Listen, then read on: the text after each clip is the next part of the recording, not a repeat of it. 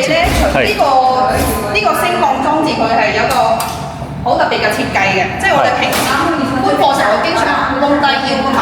咁我哋依家咧就為咗減輕呢個問題。哦，可以承重到幾多啊？呢部係170 kg，咁佢咧就會降到你每攞一樣貨，佢就會降到你去啱嘅位置，即係我攞走佢又會升翻去呢個位置。咁好嘅？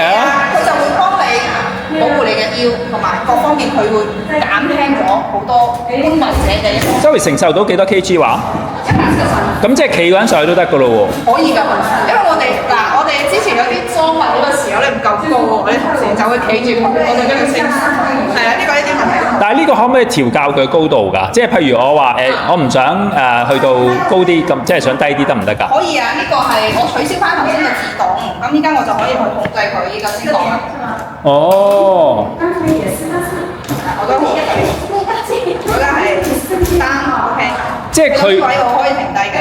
咁佢就主要係普通嘅樓梯機，不過就多咗呢個搬物呢個。除咗可以上落樓，因為只要一見到呢一個結構，我就知道佢係可以升降。咪可以爬樓。